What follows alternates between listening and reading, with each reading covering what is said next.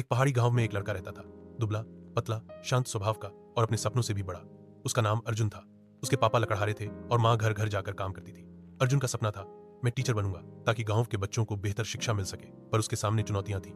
रोज सुबह 2 किलोमीटर जंगल पार करके स्कूल जाना, बिना चप्पल के, कभी बारिश में भीग कर पढ़ाई करना, तो कभी भूखे पेट परीक्षा देना। गांव के लोग कहते, इतनी मेहनत से क्या होगा, खेती ही करनी है ना। लेकिन अर्जुन की माँ हर दिन उससे कहती, तू पढ़ेगा तो गांव के कई बच्चों की तकदीर बदल जाएगी। अर्जुन पढ़ाई में बहुत होशियार था, लेकिन स्कूल में कभी उसे आगे बढ़ने का मौका नहीं मिलता था, क्योंकि उसका पहनावा साधारण था और वह किसी अमीर घर से नहीं था।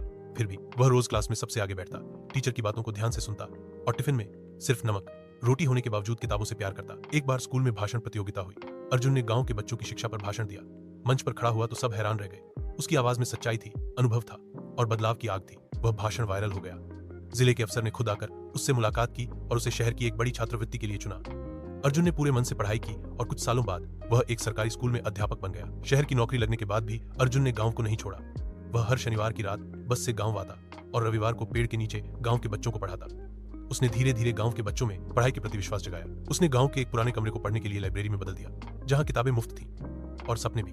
गांव का वह लड़का जिसे एक समय भूख और भेदभाव ने तोड़ने की कोशिश की थी, अब दूसरों के लिए उम्मीद बन चुका था। गांव के लोग जो कभी कहते थे, इतनी पढ़ाई से क्या होगा, अब अपने बच्चों को अर्जुन से पढ़ने भेजने लगे। स्कूल में बच्चों की संख्या बढ़ने लगी और गांव की सोच बदलने लगी। एक दिन गांव में एक समारोह हुआ, जहां अर्जुन को गौरव सम्मान से नवाजा गया।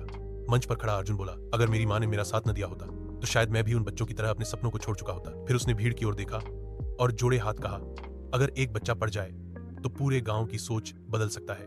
तालियां गूंज उठी। अब अर्जुन सिर्फ टीचर नहीं था, वह संघर्ष, साहस और उम्मीद की मिसाल बन चुका था। एक दिन एक बच्चा पूछ बैठा, सर आपको कभी डर नहीं लगा? अर्जुन मुस्कुराकर बोला, डर तो हर किसी को लगता है, लेकिन जब तुम्हारे सपने तुमसे बड़े हो जाएं तो डर भी छोटा लगने लगता है। अगर आपको ये सच्ची और प्रेरणादायक कहानी पसंद आई हो तो वीडियो को लाइक करें, चैनल को सब्सक्राइब करें और अपने दोस्तों के साथ जरूर शेयर करें।